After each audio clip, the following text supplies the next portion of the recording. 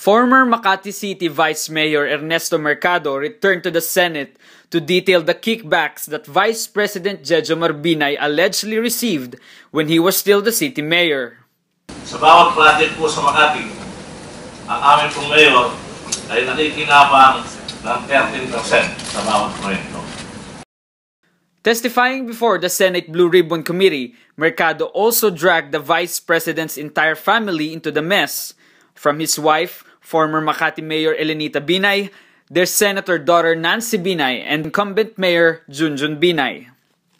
Ang nasa bansang kaliwa po, ay nakikita nyo, yun po ay dinideliver ko kay Konsehal Junjun Binay noong panahon yun. Yan po ay para sa kanilang pamilya. Kapag unang linggo po o pangalawang linggo, medyo maraming laman po yung unang bag na ipinakita ko kanina na napupunta kay Konsehal Junjun. Dahil kasama na po doon ang halagang 2.4 million kada buwan na para kay Dr. Elenita Binay na galing po sa kontrata ng basura. He also said that there are also times that he personally delivered the bags to the house of the Vice President.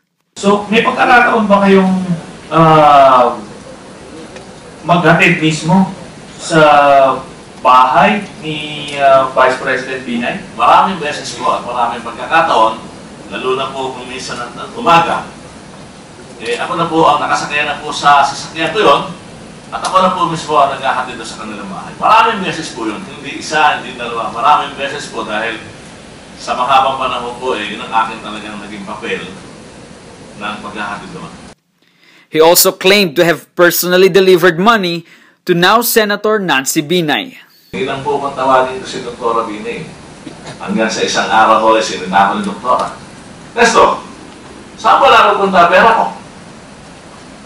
Sabi ko, Nina, tinanong ko kayo kung saan dapat ipadala yung pera nyo. Ang sabi niyo sa akin, ipadala sa bahay at ibigay kay Nancy. Si Senadora Nancy po yun. Arvin Mendoza, reporting for Inquirer.net.